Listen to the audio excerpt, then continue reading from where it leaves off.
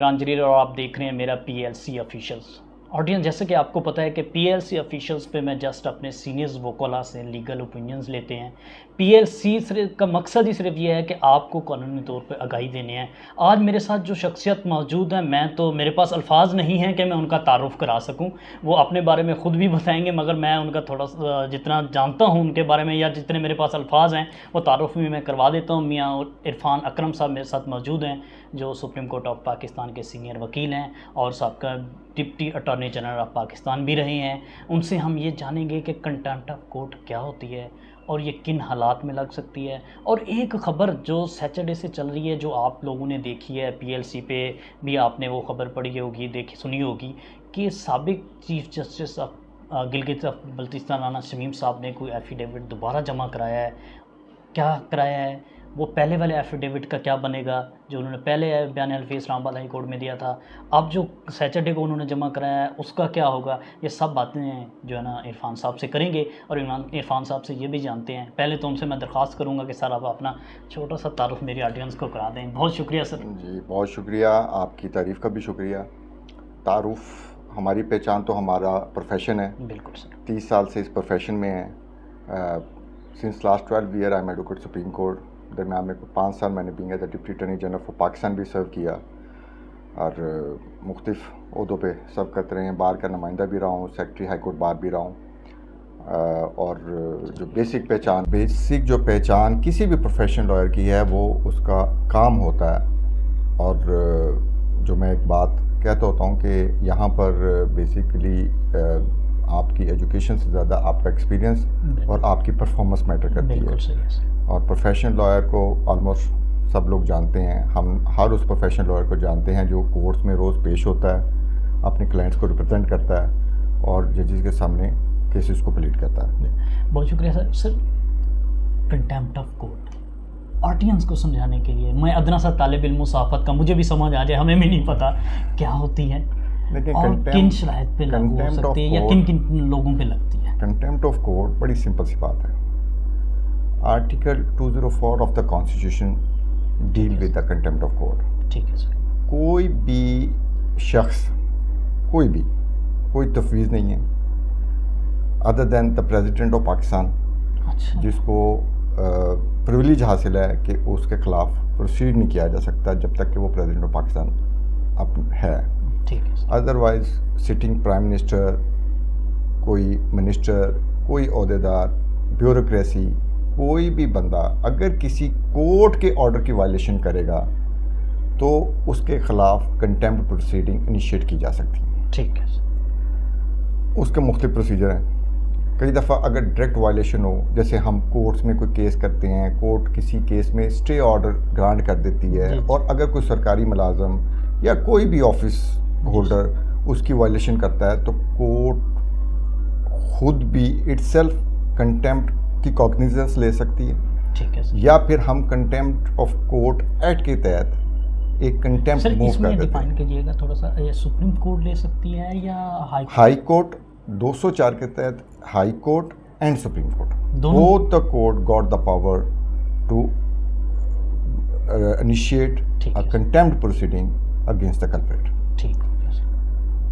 اب high court ہو چاہے supreme court ہو، وہ اگر کوگنیزنس لے لے، اگر کنٹمپٹ میں نوٹس ایشو کر دے تو اس کا مطلب ہے کہ اس نے کوگنیزنس لے لی اور اس کے بعد جو کنٹمپنر ہے جس نے کنٹمپٹ کی ہے آئدر کسی کورٹ کی یا اپنے کسی ایکٹ سے کورٹ کی کسی پروسیڈنگ کی کنٹمپٹ کی ہے، تو اس کے بعد جب نوٹس ہونے کے بعد وہ بندہ پیش ہوگا. اور ایک بات اور میں بتا دوں کہ یہ کنٹمپٹ جو ہے نا، کنٹمپٹ یہ کرمنل پروسیڈنگ ہے. It's not a civil proceeding. ٹھیک ہو. کیس میں بھی اس کی ایک علیحدہ فائل بنے گی جو کرمنل پروسیڈنگ کے تحت چلے گی. ٹھیک ہو گیا. بندے کو نوٹس کیا جائے گا اور کرمنل پروسیڈنگ میں کنٹمپنر جو ہے اس کا ذاتی طور پہ پیش ہونا ضروری ہے. ٹھیک. آپ صرف کونسل کے ذریعے یا اپنے کسی ریپرزینٹیٹیو کے ذریعے کورٹ میں اس کو ریپرزینٹ نہیں کر سکتے.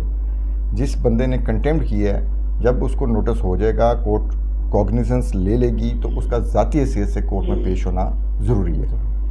اور اس کے بعد ایک بہت مشہور جملہ جو ہم کہتے ہیں یا جو کورٹس کہتی ہیں اور لا بھی یہی کہتا ہے کہ once a cognizance is taken and notice is issue then it is the issue between the contemnor and the court.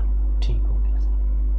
اس میں پھر باقی لوگوں کا کام ختم ہو جاتا ہے. ٹھیک ہے. اب روز یہاں پر کنٹیمپٹ آف کورٹ ہوتی ہے, کاگنیزنس بھی لی جاتی ہے. اس میں دو ہی طریقے ہیں.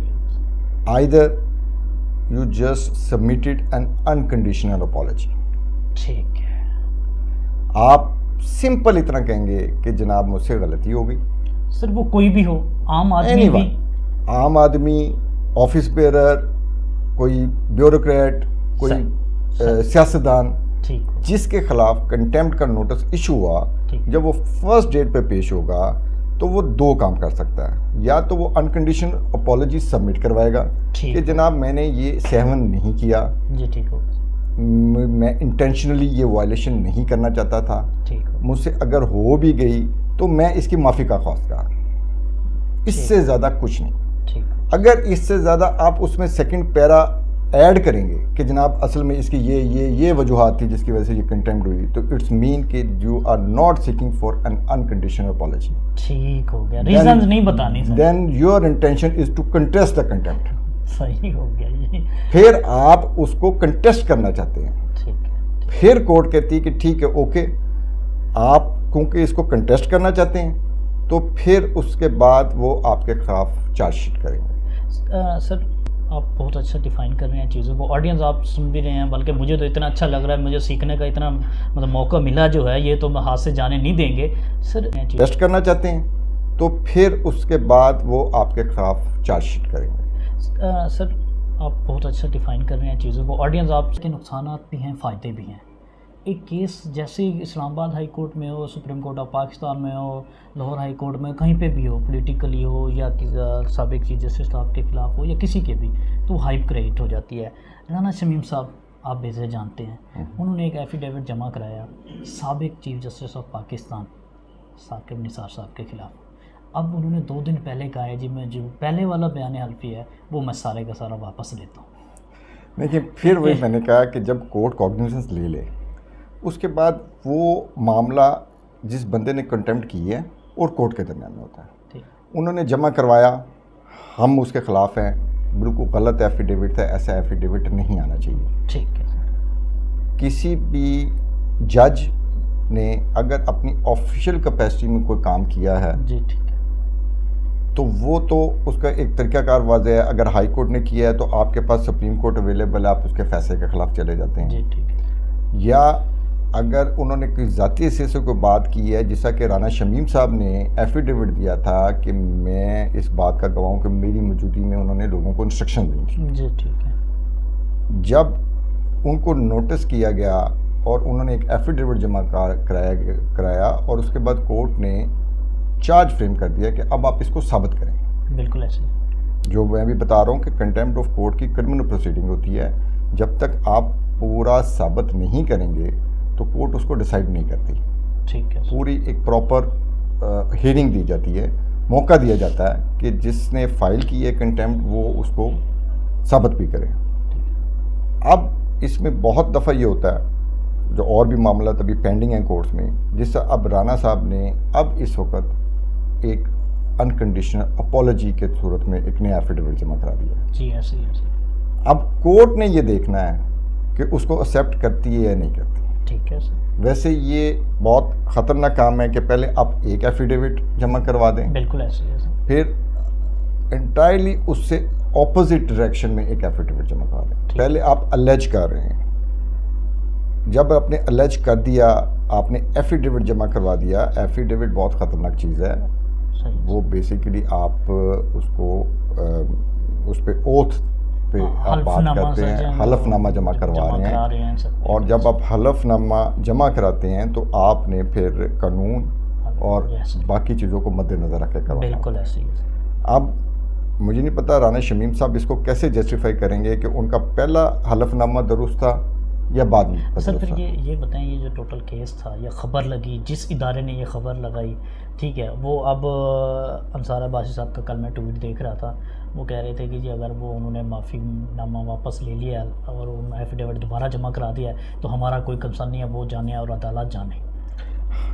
میں بھی یہی کہہ رہا ہوں، it's between the container and the court. ادارہ فری ہو لیکن گیا سر. زیادہ تر یہ ہوتا ہے کہ کورٹس بھی یہ سمجھتی ہیں کہ اگر ایک، جسے ہم عام الفاظ میں کہتے ہیں کہ صبح کا بھولا اگر شام کو گھر آ جائے تو اس کو بھولا نہیں کہتے.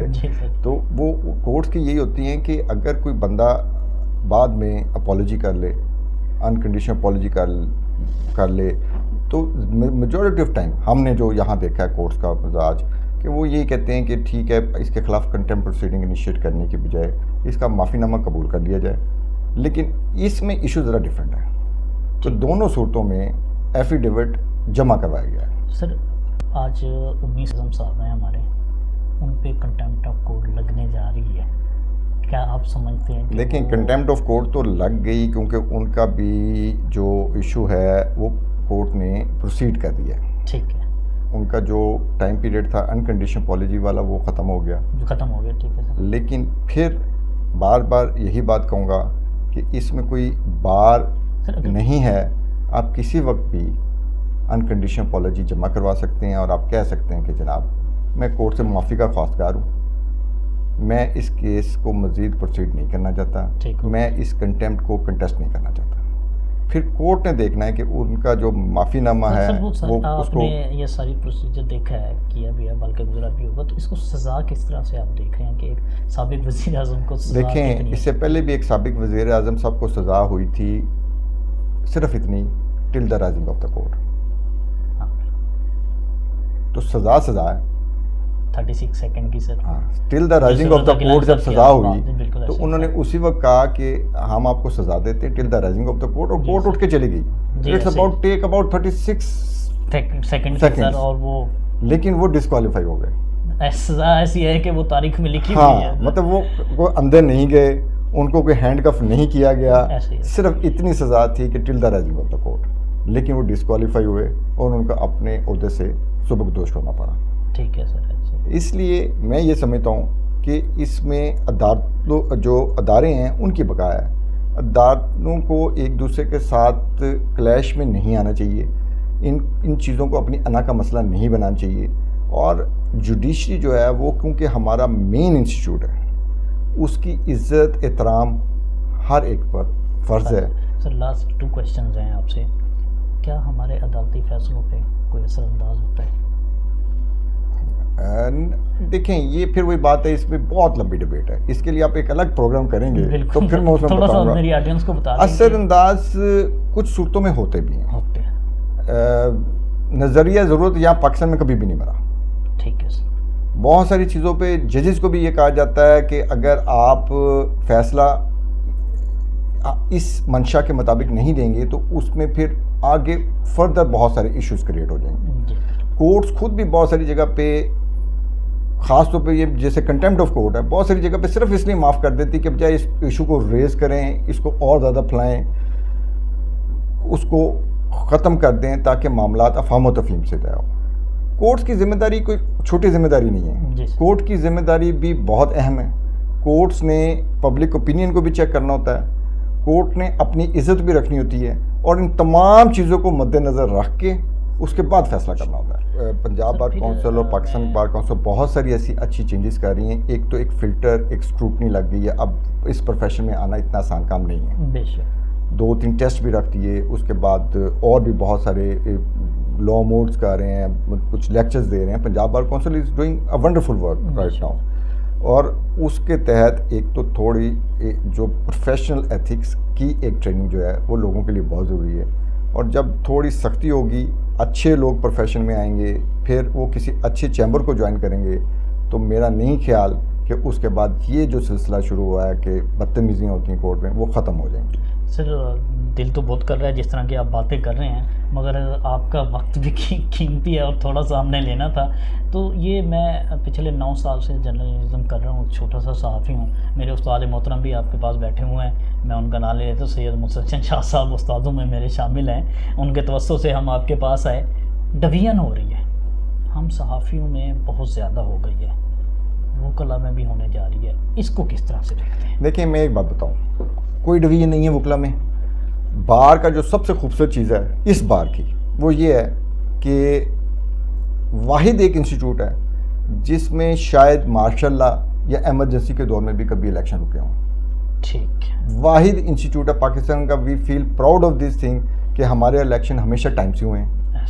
اور اس سے خوبصورت بات یہ ہے کہ once office bearer is elected, وہ ہمارا صدر جب الیکٹ ہوتا ہے, سیکرٹری الیکٹ ہوتا ہے, باقی آفس بیئر الیکٹ ہوتے ہیں, ہی از پریزیڈنٹ فار آل. ہم اپنے اوپوننٹ کو بھی جیتنے پر ہار پہنا کے اس کو مبارکباد دے کے جاتے ہیں. یہ اتنا خوبصورت انسٹیٹیوٹ. اور پورے پاکستان میں کوئی مجھے ایک جگہ بتا دیں جہاں پر آج تک بار کا الیکشن ایک دن بھی ڈیلے نہیں ہوا. نہیں ہوا سر. ایک چھوٹی سی ایگزامپل دے دوں. 2001 میں finance secretary high court bar تھا. میاں سرار صاحب اس وقت صدر تھے, رانا مشہور صاحب اس وقت سیکرٹری تھے. الیکشن آ گئے عید والے دن. اچھا. ہمیں کہا گیا کہ اس کو 2 ہفتے آگے لے جائیں. ہم نے کہا کہ نہیں, بعد میں غلط روایت نہیں پڑھنی چاہیے. ہم نے 2 ہفتہ پہلے الیکشن کروا کے عید سے, اور اپنا جو اقتدار ہے وہ اگلے آنے والوں کے حوالے کر دیا کہ غلط روایت نہیں پڑھنی چاہیے. ہم اپنا اقتدار 2 ہفتہ پہلے چھوڑ دیں گے. یہ نہ ہو کہ اگر آج ہم 2 ہفتے آگے لے کے گئے تو اس کے بعد یہ 1 ماہ جائے گا, پھر 2 ماہ جائے گا. اس لیے بار کی ڈیٹس, لاہور بار کی ڈیٹ فکس ہے, ہر سال اسی پہ الیکشن ہوتا ہے. ہائی کورٹ بار کی فکس ہے, سپریم کورٹ بار کی فکس ہے, ہر سال اسی ڈیٹ پہ الیکشن ہوتا ہے. بہت شکریہ سر, بہت تھینک یو ویری مچ. آپ کا شکریہ. چھوٹا سا ایک آڈینس پی ایل سی کے حوالے سے میاں عرفان صاحب کچھ کہنا چاہیں گے, یہ آپ ضرور سن لیں سر. ایک درخواست ہے پی ایل سی کے حوالے سے, ان کو یہ بھی بتا دیں. دوسرا, جو آف دی ریکارڈ آپ نے ہمیں آفر دی ہے, ہم نے آپ سے ریکویسٹ کی ہے کہ آپ پی ایل سی کے لیے ہفتے میں 1 دن لازمی کو 10-15 منٹ دیا کریں گے, تو یہ بھی آڈینس کو بتا. بالکل حاضر. پی ایل سی کے بارے میں اتنا ہی کہنا چاہوں گا کہ اللہ آپ کو کامیاب کرے. یہ ایک بہت خوبصورت کاوش ہے آپ کی, اور یہ کاوش بیسیکلی اب جو سب سے اسٹرانگ میڈیا ہے that is social media. Social media جتنی جلدی سوشل میڈیا لوگوں کے ذہن پہ اثر انداز ہوتا ہے, بیسیکلی اب جو دور ہم نے سن رکھا تھا 5th جنریشن وار, بالکل ایسے, دس از 5th جنریشن وار. بالکل سر. آپ نے اگر لوگوں کو ٹیچ کرنا ہے, ان کو ٹیوٹ کرنا ہے اور ان تک اپنی بات پہنچانی ہے, تو اس سے زیادہ اسٹرانگ میڈیم کوئی بھی نہیں ہے سوشل میڈیا سے زیادہ. اللہ آپ کو آپ کی کوشش میں کامیاب کرے. بہت شکریہ سر. آپ کے لیے ہم ہمیشہ حاضر ہیں. بہت شکریہ. شاہ صاحب اور ہم آلموسٹ ایک ہی جتنی سٹینڈنگ ہے. جب یہ ہائی کورٹ آئے تھے تو ہم بھی ہائی کورٹ آئے تھے. میرے سر سینئرز ہیں, قابل احترام ہے, میں ان کا جتنا بھی شکریہ ادا کروں. ہم حاضر ہیں آپ کے لیے. میں نے آپ سے ریکویسٹ یہ کی تھی کہ کچھ نہیں سر, آپ کا حکم ہے, ریکویسٹ نہیں ہے. سوری آڈینس, آپ حکم دے سکتے ہیں کیونکہ شاہ جی میرے بڑے بھائی ہیں. آپ دونوں حکم دے سکتے ہیں. آپ لوگوں کا حکم جب ہوگا میں حاضر سر. آپ میں بالکل حاضر ہوں جب آپ نے کسی بھی بات پہ ٹاپک پہ. لیکن میں نے ریکویسٹ کی تھی کہ میں being as a consumer right activist, بالکل کچھ چاہ رہا ہوں کہ کچھ اویئرنیس کنزیومر تک ایسی پہنچائیں کہ جس میں کنزیومر کو پتہ چلے کہ ان کے کیا رائٹ ہیں اور ان کے رائٹ کس طرح پروٹیکٹ ہوں گے, اور انہوں نے اپنے رائٹ کے لیے کس طرح لڑنا اور کس طرح کھڑے ہونا ہے. جی بہت شکریہ سر. جی آڈینس, آپ نے میاں عرفان اکرم صاحب کی باتیں سنی ہیں. میاں عرفان اکرم صاحب نے ایک پرومس ہم نے ان سے لے لی ہے کہ کنزیومر رائٹس کیا ہیں.